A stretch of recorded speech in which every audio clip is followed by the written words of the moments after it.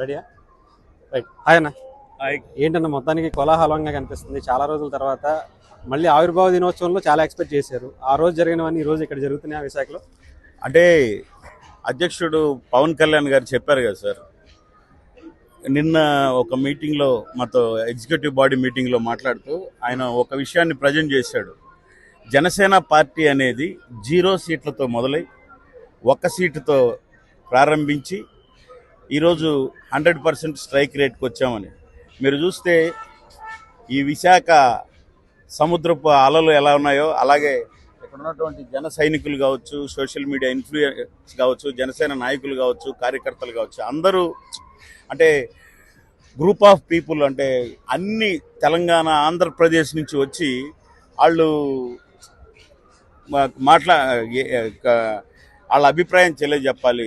బాసును చూసి చాలా రోజులైంది అంటే ఆయన చెప్పాడు, అధికారికంగా ఒక బాధ్యత ఇచ్చింది కాబట్టి బాధ్యతను నేను అందరిలాగా కాకుండా చాలా బాధ్యతగా సక్రమంగా నిర్వహించాలనే ఉద్దేశంతో మీకు కొద్దిగా టైం లేట్ అయింది. బట్ నేను ఈ పొజిషన్లో ఇక్కడ ఉన్నాను.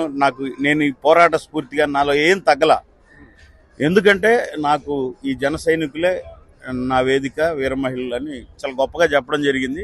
ఇప్పుడు మీటింగ్, మధ్యాహ్నం ఒక మీటింగ్, ఆయన సర్వం పార్టీ ఇది మనది, ఒకవేళ లోపలికి వచ్చినా బాగా బయటికి రాకపోయినా మనం విధి విధానాలు పార్టీని ఏ విధంగా ముందుకు తీసుకెళ్ళాలి. రేపు ఫ్యూచర్లో సెప్టెంబర్ 15 తర్వాత మహిళలకు ట్రైనింగ్ ఇస్తాను, అలాగే యువతకు ట్రైనింగ్ ఇప్పిస్తాను. రాజ్యాంగం అంటే ఏంది, రాజ్యాంగంలోని అంశాల గురించి తెలుసుకోవాలి. అట్లా చాలా ఉన్నతమైన ప్రమాణాలతో అద్భుతమైన మీటింగ్ జరుగుతుంది సార్. అంటే ముఖ్యంగా కొంతమందికి పదవుల గురించి కావచ్చు, మీలాంటి వాళ్ళకి, లేదంటే చాలా మంది జన సైనికులకు ఇన్ని సంవత్సరాలు కష్టపడ్డ వాళ్ళకి పదవులు రాలేదని కొంత ఆవేదన అవుతుంది.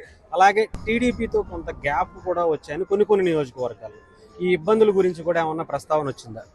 అంటే నాయకుడి యొక్క నడకను బట్టి మనం వెళ్ళాలి సార్. అంటే మనకున్న భాగం ఎంత, పాత్ర ఎంత ఆయన అర్థం చేసుకోవడంలో, మనం 175 సీట్లలో మనం 21, దాన్ని బట్టి మనకి ఎన్ని పదవులు వస్తాయి. రెండోది ఏంటంటే ఆయన అడగడు సార్ విషయం. చాలామంది ఏమంటారంటే మనకు ఇంత పర్సంటేజ్ లెక్కేసి ఇన్ని రావాలి కదా, ఎందుకు రాలేదు అని కొట్లాడతారు.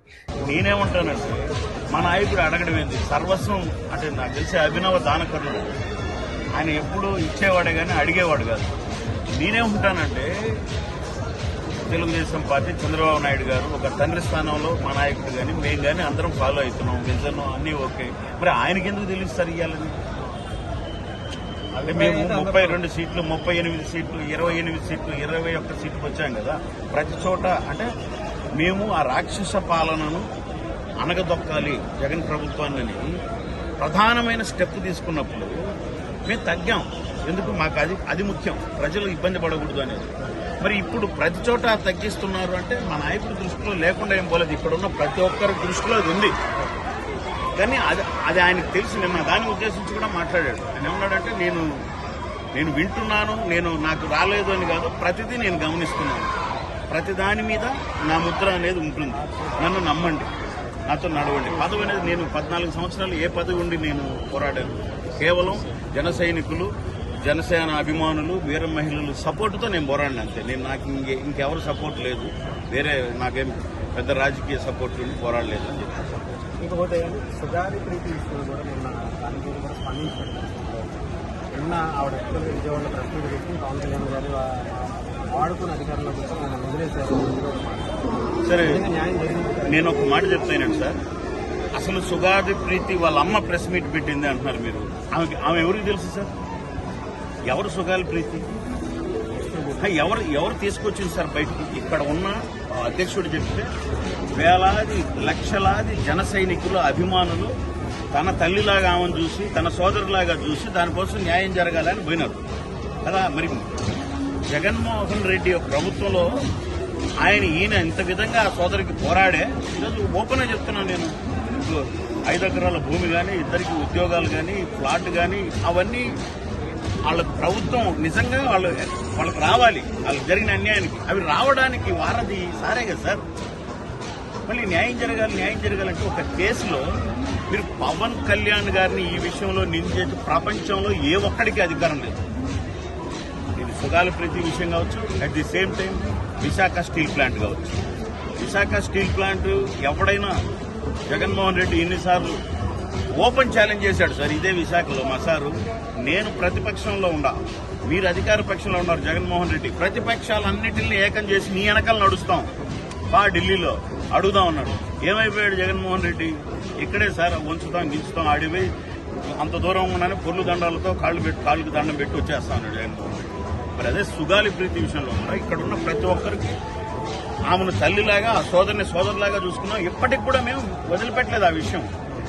కానీ రాజ్యాంగంగా అప్పుడున్న ప్రభుత్వంలో వాస్తవాలు మాట్లాడుకుంటే దోషులు అనే వాళ్ళు ఎవరైతే ఉన్నారో పోలీస్ శాఖ మనకు ఒక రాజ్యాంగం ఉంది. ఫర్ ఎగ్జాంపుల్ 17 మంది డిఎన్ఏని టెస్ట్ చేస్తే 17 మంది డిఎన్ఏ ప్రూఫ్ కాలే. ఇప్పుడు మనం ఒక దోషిని అఫ్కోర్స్ తప్పించుకోవడానికి వాళ్ళు మార్గాలు ఎదుగుతున్నారు. దాన్ని మనం ఆ వ్యవస్థ ద్వారానే న్యాయం వచ్చేటట్టు చేయాలి. కానీ మనం ఎందుకు మాట్లాడలేదు? ఎందుకు ఇప్పుడు ఆయన నిజంగా మీకు అన్యాయం జరిగినప్పుడు గొంతెత్తి మాట్లాడినాడు. కొన్ని లక్షల మంది కర్నూలుకి వచ్చి మీతో పాటు నడిచేటట్టు చేశాడు.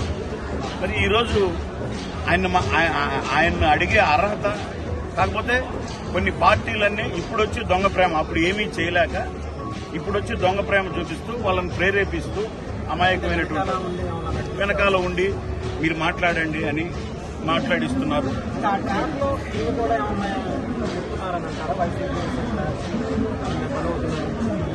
నేను ఇప్పటికీ ఆమె తల్లిలాగే చూస్తాం. మేము జన సైనికులు మేము ఎవరైనా సరే తల్లిలాగే చూస్తాం.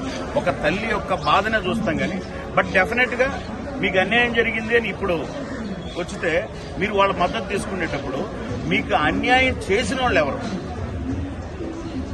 మీకు అన్యాయం చేసిన వాళ్ళు మీకు తెలిసి ఎవరనేది.